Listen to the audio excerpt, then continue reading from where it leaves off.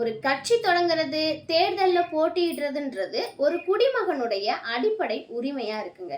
யாரு வேணாலும் கட்சி தொடங்கலாம், தேர்தல்ல போட்டியிடலாம். ஆனா தேர்தல்ல போட்டியிடுற எல்லா கட்சியுமே அங்கீகரிக்கப்பட்ட கட்சியா அப்படின்னு பார்த்தோம்னா இல்லைங்க.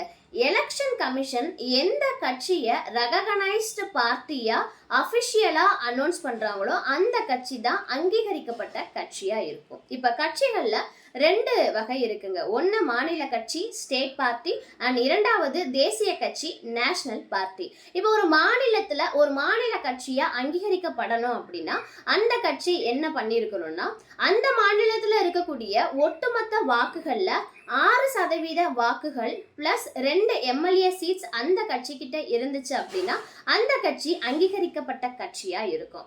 அதுவும் இல்லாம 6% வாக்குகளையும் பிளஸ் ஒரு எம்பி சீட்டை அந்த கட்சி வச்சிருந்தாங்கன்னா அந்த கட்சி அங்கீகரிக்கப்பட்ட கட்சி அப்படின்றத சொல்றாங்க. இதுவும் இல்லாம அந்த மாநிலத்துக்கு ஒதுக்கப்படுற 25 எம்பி சீட்ஸ்ல 25:1 வீதத்துல ஒரு எம்பிஸ் அந்த கட்சியில இருந்து இருந்தாங்க அப்படின்னா அந்த கட்சி அங்கீகரிக்கப்பட்ட கட்சியா உயருங்க.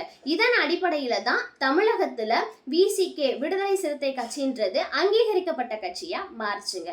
இதுவும் இல்லாம அந்த மாநிலத்துல இருக்கக்கூடிய ஒட்டுமொத்த வாக்குகள்ல 8% வாக்குகளை அந்த கட்சி பெற்றிருந்தாங்க அப்படின்னா அந்த கட்சி அங்கீகரிக்கப்பட்ட கட்சியா உயருங்க. இதன் அடிப்படையில தான் என்டிகே நான் தமிழர் கட்சின்றது தமிழகத்துல அங்கீகரிக்கப்பட்ட கட்சியா மாறுச்சு. இப்படிதான் மாநில கட்சியானது அங்கீகரிக்கப்பட்ட கட்சியா எலெக்ஷன் கமிஷன் அபிஷியலா அவங்க அனௌன்ஸ் பண்றாங்க. அதன் பிறகு எப்படி ஒரு தேசிய கட்சி அங்கீகரிக்கப்பட்ட கட்சியா மாறுதுன்னா ஒரு தேசிய கட்சியானது 4 மாநிலங்கள்ல ஸ்டேட் பார்ட்டியா இருந்தாங்கன்னா அந்த கட்சி தேசிய கட்சியா அங்கீகரிக்கப்படுங்க.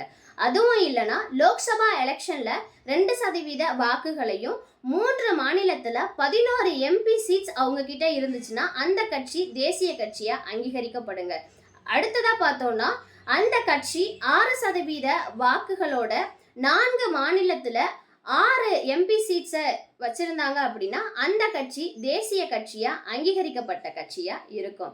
இந்த அடிப்படையில தான் எலெக்ஷன் கமிஷன் அங்கீகரிக்கப்பட்ட கட்சிகளை அபிஷியலா சட்டப்படி அனௌன்ஸ் பண்றாங்க. நன்றி.